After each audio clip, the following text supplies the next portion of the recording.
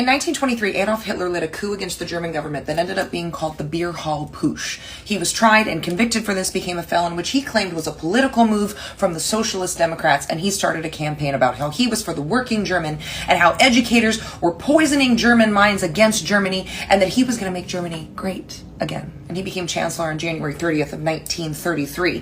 He promptly forgave all the people who participated in his Beer Hall Putsch, giving them medals of honor, and then started prosecuting, persecuting, and killing all of the law enforcement who resisted his coup. By April 7th of 1933, he passed what was called the Law for the Restoration of Public Service, which rolled back work protections, allowing all public service to discriminate against women and people of color, and only people who were of Aryan descent who pledged loyalty to Hitler could work in public service. Now, he was able to control the government by making oligarchs part of his head of government, and he demonized minorities, saying it's us versus them. He chose the Jews because they were a relatively small minority, and the LGBTQ community, which was thriving in Germany in the 1920s, include having the first trans surgical clinic that the Nazis burned to the ground. They also banned and burned any books that they considered degenerative or immoral, which just means that they acknowledged that gay people and trans people are real and talked about their experiences.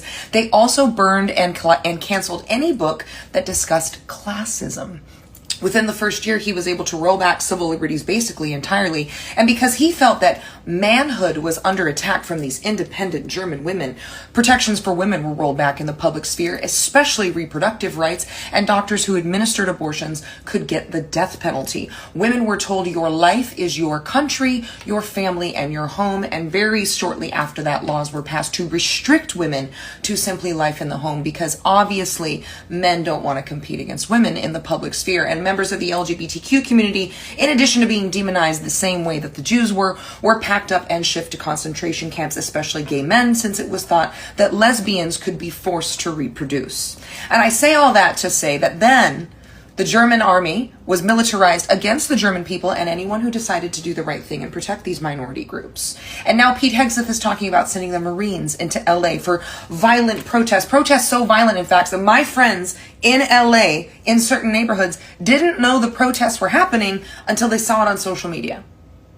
There's no violence. It's a claim to cause martial law, and if Gavin Newsom stands against them, he will likely be arrested.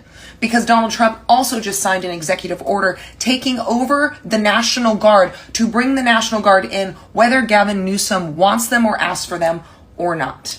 It is a ploy to impose martial law, to use the military against citizens. There is no reason that active military should be against citizens exercising their rights.